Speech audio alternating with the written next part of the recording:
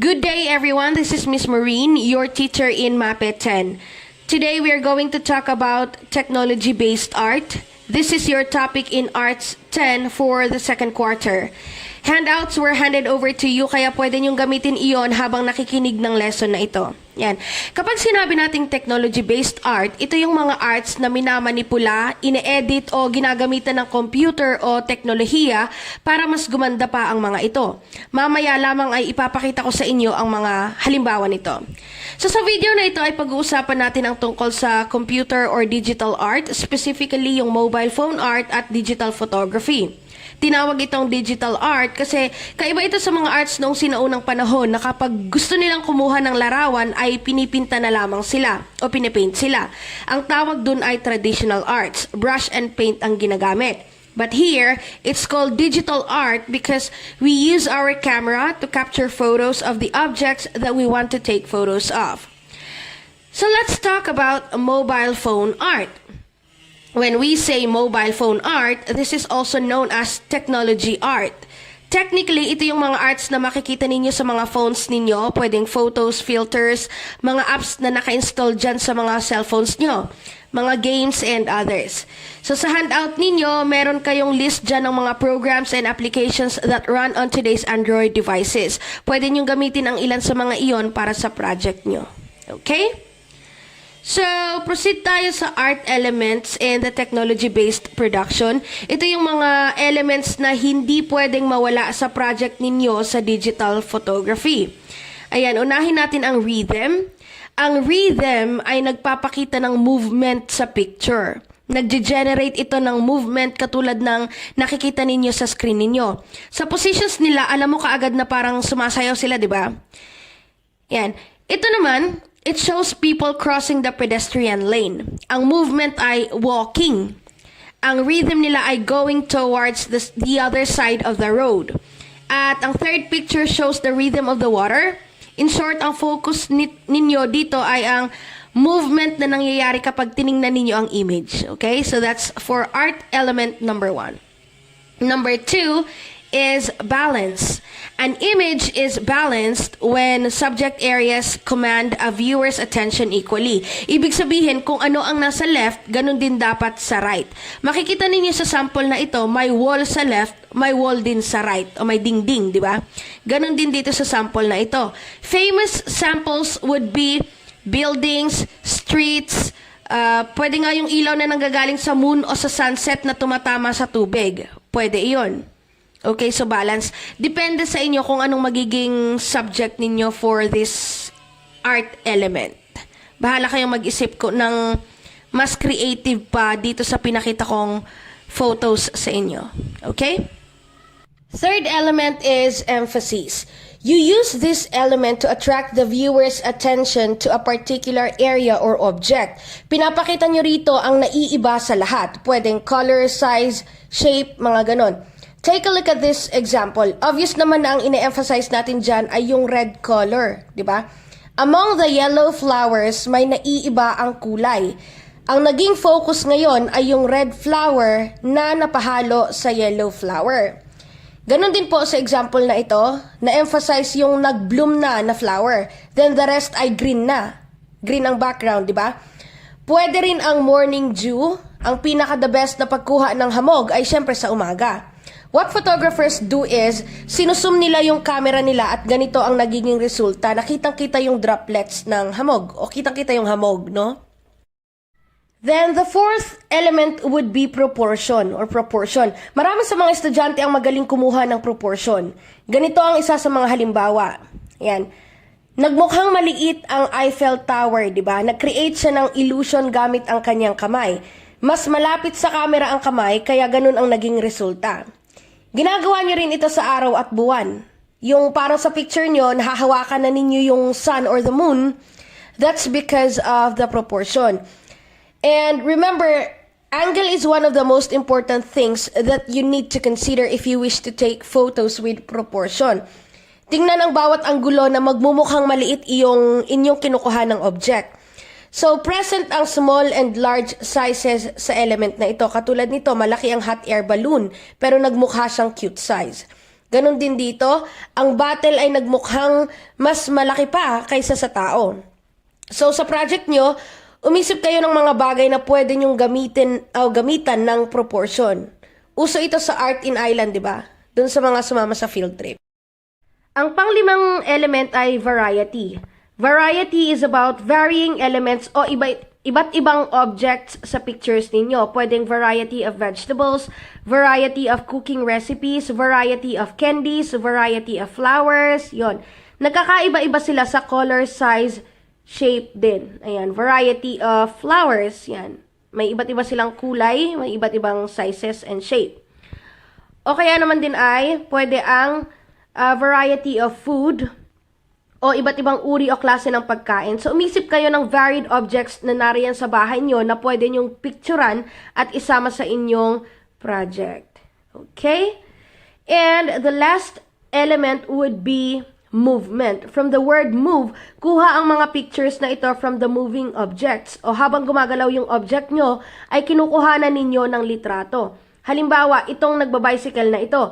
Ang ginawa dyan ay panning, medyo blurred yung kuha, pero clear pa rin ang subject niya. So, ito rin. Sa kalsada, kinuhanan ng picture. Pwedeng moving cars, moving bicycles, anything that moves, anything that suggests movements. Ganon. Pwede rin naman ito. Yan. So, that's about the elements of arts in the technology-based production. Okay? So, proceed naman tayo sa digital photography. Photography is from the Greek word na photos or photo, meaning light. Yeah, meaning light. Yan. At graphos, meaning to draw. So, to draw using the light. So, pinakamahalaga riyan ang ilaw, ang source of light mo para makapture ng camera mo ang malinis at malinaw na image. Ang problema kapag ikaw ay nagtitake ng picture at against the light ito, nagiging madilim o malabo, o kaya ay burado ang mukha mo. So, see to it na kapag kayo ay kumuha ng pictures, alam ninyo kung saan ang source of light ninyo. Okay? Ayun, so at this point, I'll be giving you 7 tips for taking better photos. Number 1 is choose your location. Napaka-importante niyan. Piliin ang place kung saan kayo magkukuha ng picture. Kung meron kayo dyan sa labas ng bahay nyo, pwede naman. Kung may ilog kayo na malapit, pwede naman. But, if you choose to go outside to take photos, make sure na iisipin at uunahin nyo pa rin ang safety ninyo. Kung nakita ninyo sa Facebook, parang may nag-trend na pictures of project sa photography, na ang ginamit ay yung mga kasangkapan sa bahay o kahit ano na nakita niya sa paligid niya. Mga dahon-dahon at kung ano-ano pa. So, choose your location. Huwag naman yung delikado puntahan ha. Kung kaya nyo dyan sa bahay nyo at kaya nyo mismo na kayo mismo ang magsiset up ng kunwari location nyo, pwede naman. Mas mainam pa. Mas ligtas pa kayo. So, pagganahin ang creativity ninyo. Okay? Pangalawa, check the available background. Pwedeng super simple lang. Huwag kayong humanap ng mga background na magulo.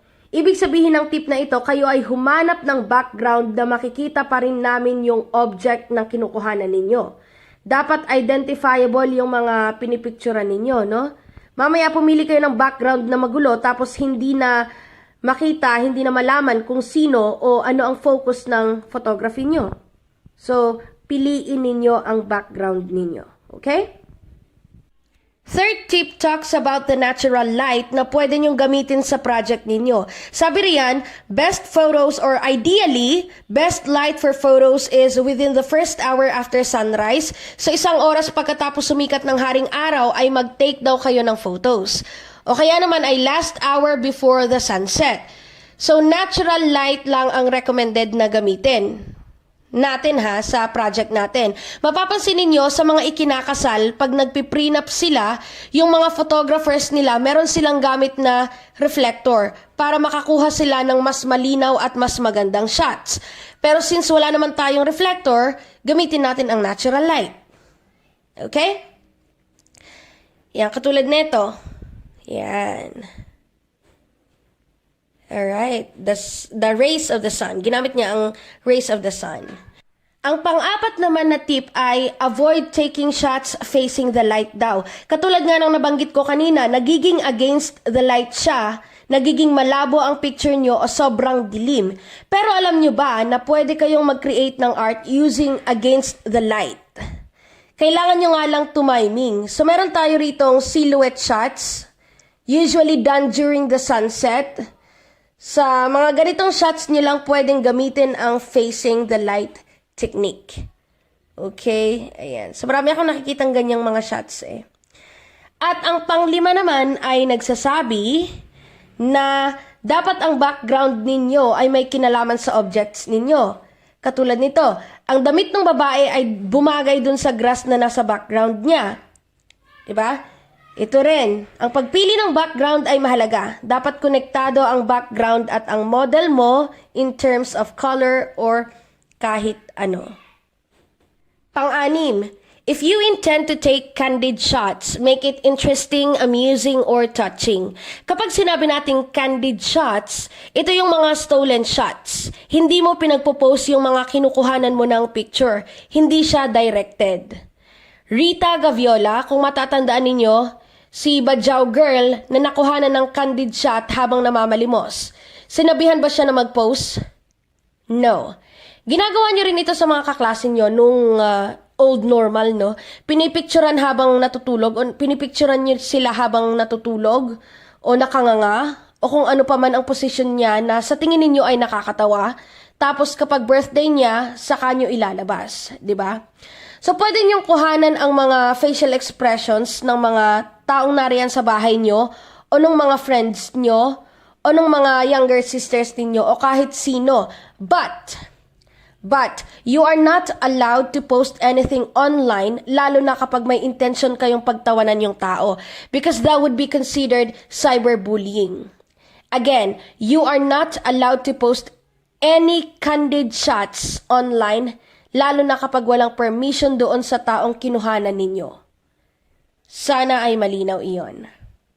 The last tip is associated with the art element na emphasis. What you need to do is to zoom in your camera, i-zoom in ninyo, i-focus ninyo para magkaroon kayo ng close shots sa mga objects ninyo katulad nito. 'Di ba? So yan. So yan po ang mga tips na pwede ninyong gamitin sa paggawa ng project ninyo, no? At ngayon naman ay dumako tayo sa main types of digital photography in use today. Una ay portrait photography, mga selfies ninyo. Isipin nyo na lang, kasabit-sabit ba sa dingding namin itong mga pictures na kinuhanan ko o kukuhanan ko. Make it as creative as possible ha. Pwede rin naman ang portrait ng buong family ninyo. Okay? Second is landscape or travel photography. Ang focus naman dito ay ang mga locations or places na napuntahan nyo o pupuntahan nyo, but make sure to observe safety protocols pa rin. Okay? Third is still life photography. Ito yung mga inaayos nyo talaga o aayusin nyo talaga. Kadalasan nagagamit sa advertisement ng mga pagkain o restaurants. Kayo talaga ang mag-a-arrange niyan ha. Tingnan nyo itong mga examples natin. Yan, mga non-moving objects tong mga to ha. Pwedeng mga baso, fruit arrangement, vegetable arrangements, mga ganun. Bahala kayong mag-isip ng mga still life photography objects ninyo. At ang pang-apat naman ay ang wildlife or animal photography. So mga animals or insects ang subjects ninyo dito. Pwede niyo silang kuhanan ng mga candid shots, ganon. Pero ingat at baka naman ang mga kukuhanan ninyo ay ang mga delikadong animals ha. So, ang last naman ay fashion photography.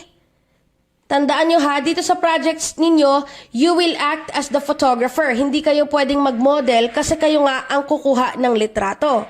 Sa fashion photography, anything that shows fashion, pwedeng sa damit, sa pananamit, make-up, styles, designs, mga ganon. So, bahala kayong mag-isip ng gagawin ninyo sa fashion photography. Ayan, so dumako naman tayo rito sa project na gagawin ninyo. So guys, meron akong 6 activities dito, pero pipili lang kayo ng 2 na gagawin ninyo. So, performance tasks number 1 and 2, ito. Equivalent to 200 points iyon. Again, sa 6 na ipapakita ko sa inyo, pipili lang kayo ng dalawa na gagawin ninyo. Okay? Choose and do at least 2 activities from the following. Una, pick a something. Dito sa project na ito, pwede kayong pumili ng kahit ano, pero ang twist dito ay halimbawa, napili ninyo ang red color or green color. Ang gagawin ninyo ay mag-iikot kayo o maghahanap kayo ng mga bagay na merong ganong kulay. 10 lang yon ha, 10. So halimbawa dito, ang napili niya ay green. Ayan, nakuhanan niya lahat ng mga green things, green environment, green apples, green frog, everything that's green. Okay, so bahala kayong pumili ng subject ninyo. Then, second is go mono. Ang gagawin nyo naman dito ay magkukuha kayo ng mga litrato, 10 pictures din, tapos i-convert ninyo sa black and white. But see to it na makikita pa rin ang mga objects ninyo o yung mga kinuhanan ninyo. Hindi pwedeng puro darkness na lang. So tingnan nyo to, naka black and white siya pero makikita mo pa rin kung ano yung gusto niyang ipahiwatig. Ito naman ay isang peacock. Ang peacock ay colorful pero ginawa siyang monochromatic dito or black and white. Pero malalaman at makikita pa rin ng tumitingin na ito ay isang peacock. So ganun dapat ang gawin ninyo sa project ninyo. Okay? Isa pang halimbawa ay ito. Ayan. So converted to black and white. Ayan. Next naman ay food photography. From the word itself, food, then photography, malinaw na ang mga kukuhanan ninyo ng mga pictures dito ay mga pagkain. Pero ayoko naman nang kayo ay hihingi sa mga magulang ninyo at magsasabi kayo na, Mami, kailangan ko ng 1,000 kasi kailangan kong bumili ng pagkain para sa aking food photography. Okay? No. So pipili pa rin kayo ng 10, 10 photos. Pwedeng yung mga food na available sa bahay ninyo. O kaya yung mga ganito. Ulam, pagkain, anything, any food for food photography. And make it creative, ha? And then, meron din tayong, ayan, so heto, pang-apat na pagpipilian ninyo ay A to Z photo chart. Dito naman, since meron tayong 26 English alphabet, pipili kayo ng mga objects na magre-represent sa alphabet na iyon. Okay, so from A to Z. Pwedeng A for apple, B for boys, C for cat. Tapos, kapag halimbawang meron kayong hindi alam kung paano ang gagawin, let's say Q. Pag wala kayong object na maisip, pwede namang gumamit ng verb or an adjective. Halimbawa, pwede kayong mag-take ng picture ng isang nagmamadaling tao and then you would caption it as quick for letter Q. So, pwede nyo pong gawin iyon for the A to Z photography. Tandaan kapag ito ay pinili ninyo ha, pipili pa rin kayo ng isa pang activity ninyo. Meaning, meron kayong 36 na photos na kukuhanin. Alright? So, fifth is gratitude challenge. So, each student must think about their lives and see what makes them happy and smile. Identify at least 10 things, then photograph them. So, sa panahon ngayon, nagkakaroon tayo ng pandemya, maaaring iniisip ninyo, napakapangit ng buhay ninyo, but do not forget to look for the things that makes you, or do not forget to look for the things that make you happy. So, pwedeng pets, yeah, pwedeng mga alaga ninyo sa bahay ninyo, ang mga nanay, tatay ninyo, brothers, sisters ninyo, o yung family ninyo, yung mga younger sisters ninyo, younger brothers ninyo, na kahit nakakairita ay napapatawa pa rin kayo o napapasmile pa rin kayo. O kaya naman ay mga pagkain, pwede naman. At kaya ay sunset or the sunrise, pwedeng piliin yun kasi hindi lahat ay lucky na makakita ng sunrise at sunset. And also, you have to be thankful that you have friends, mga kaibigan, at syempre, ang buhay ninyo. So, you should be thankful, you should be grateful that you are still alive until now. Okay, that is for gratitude challenge. 10 lang ang iti-take ninyong pictures ha. 10 lang din ang kukuhanan ninyo. Ang exemption lang sa project ninyo ay yung A to Z chart. Sixth would be portraits o mga pictures ninyo. This could revolve around the student's family members. Each student would have to photograph their family members in a range of different poses. Gather at least 10 best photos. So, pwedeng picture nyong buong pamilya o kaya ay picture ng brothers ninyo, ng sisters ninyo, ng younger sisters ninyo, kahit sino. Okay? So, pwede nyo gawin ito sa bahay ninyo. Pwedeng candid shots din naman. Okay? So, ang ating criteria para sa dalawang projects ninyo. Una ay content and specificity. So, sa mga photos na kukuhanan ninyo, pwede kayong maglagay ng captions doon, pero hindi ibig sabihin na lahat ng 10 photos na iyon o lahat ng 36 photos na iyon ay may caption. Pwedeng halimbawa sa gratitude challenge. After you take all 10 photos, pwedeng dun sa ilalim ay maglagay kayo kung bakit kayo nagpapasalamat sa mga nakuhanan ninyong litrato. Okay? Pero sa A to Z chart, kailangan nyo talagang kailangan nyo specify kung ano yung nakuhanan ninyo. Maglagay kayo ng pangalan, i-label ninyo. Let's say, apples, ilagay nyo dun sa ilalim apples, B for boy, C for cat, D for dogs, or whatsoever. So that's 30%. Then next would be craftsmanship or skills. Titingnan ko dyan kung paano kayo umanggulo sa pag-take ng photos ng mga models ninyo. So that's 30%. And creativity and originality for 20%. Just to remind everyone, meron po akong checker. Shh, quiet! Mga tuta ko maingay. So, meron po akong checker sa internet na pwede kong malaman kung kayo ay kumuha ng mga photos online. So, again, since we are talking about digital photography, you are allowed to manipulate and edit your photos. So, bahala kayo kung paano nyo i-edit yan. Sorry sa ingay ng aso ko. And then, for the theme, yung 6 na present ko sa inyo, yun ang pwede nyong maging theme. So, if you go for AZ chart, yun ang magiging theme ninyo. So, ang total po natin ay 100%. Pero since dalawa nga ang projects na gagawin ninyo, magiging 200 points yan. Iyan lang ang magiging performance tasks ninyo for second quarter under component or under arts. Wala nang iba. Yun lang dalawa ang gagawin ninyo. So, paano ang submission? Katulad ng naandyan sa handout ninyo, i-collage ninyo ang mga ito. Pero see to it naman na malinaw at malinis ang pagkakakollage ninyo. Hindi yung sobrang dikit-dikit-dikit na. You could submit your outputs through printing it. Pwede nyong i-print kung kaya. Or kung hindi naman kaya, ay pwede nyong i-collage ng malinaw na malinaw at isend sa ating GC per section. So, allowed iyon ha. Pwede nyong i-print at ipasa sa school sa January 21. Or kaya ay pwede nyo din namang ipasa sa messenger o sa group chat ninyo. Alright, so that would be all for today. Sana ay kung may mga katanungan pa rin kayo ay huwag kalilimutang mag-chat sa akin, mag-message sa akin. O kaya ay i-drop ninyo ang inyong mga katanungan sa ating group chat per section. Okay? Thank you so much for listening, and I am so much excited to see your outputs for digital photography. Goodbye.